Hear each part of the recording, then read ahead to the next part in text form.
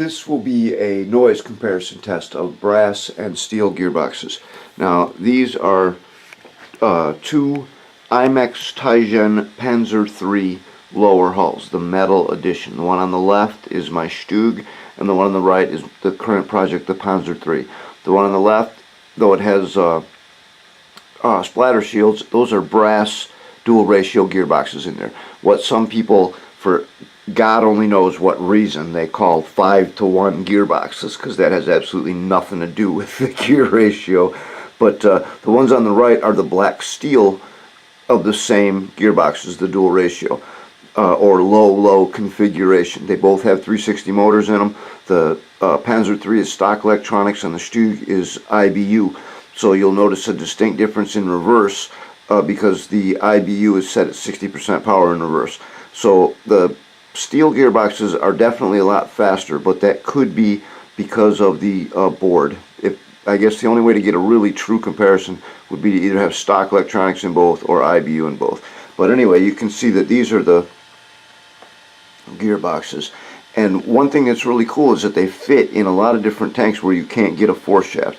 Now, I could put four shaft gearboxes in the Panzer III, but I'd have to move the daughter board, and I don't know if they'll go in the Stug. Both tanks come with the 3-shaft mid-low configuration gearboxes, and another tank that has a problem with gearbox fit is the Jagdpanther. The 4-shaft gearboxes won't fit in that. You have to use the 3-shaft mid-low configuration, or gearboxes like this. But steel had a lot of noise to them, and I really didn't like that, but I've kind of fixed that. So now I want to compare and see how they are together. So first the brass.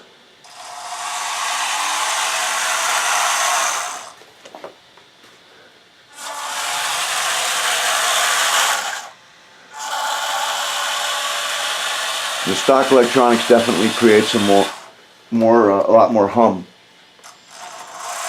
through the speaker. Both will creep really slow.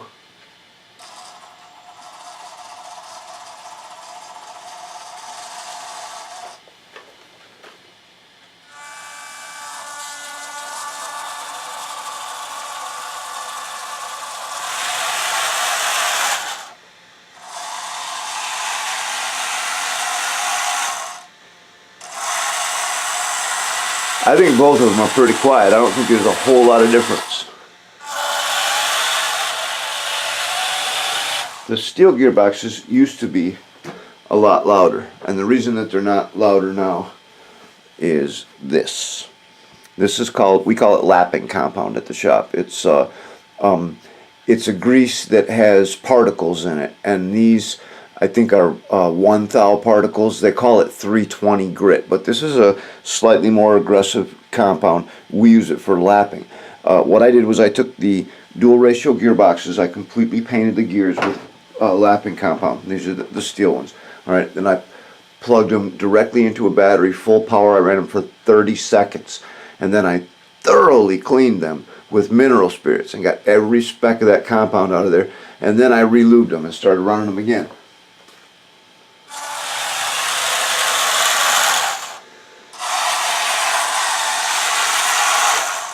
I don't hear a lot of difference between brass and steel anymore. Used to be considerable. I've got another set of steel dual ratio gearboxes, but they are not in a tank at the moment. I suppose I could put them in a tank, and that would be a good comparison, because those have not been lapped yet. But anyway, that's the whole point. You can tell for yourself now that there's not a whole lot of difference in noise, and it's all because of the lapping compound. One more time. It's made by Loctite. It's called Clover Compound Silicone Carbide Grease Mix. This is fine grit 320. 30 seconds. Took a brush and thoroughly painted the gears so that they were completely coated with lapping compound, so that from the second they started until the second they stopped, all the teeth were pretty much evenly coated with compound. You can't just dab some on and then let it work itself in as the gears spin. You have to kind of actually paint all the gears. And 30 seconds and then stop. and then thoroughly clean. I actually took the motors off and immersed the gearboxes in a bowl full of mineral spirits and took a brush and just, you got to get it all off of there. But I think it was well worth the effort.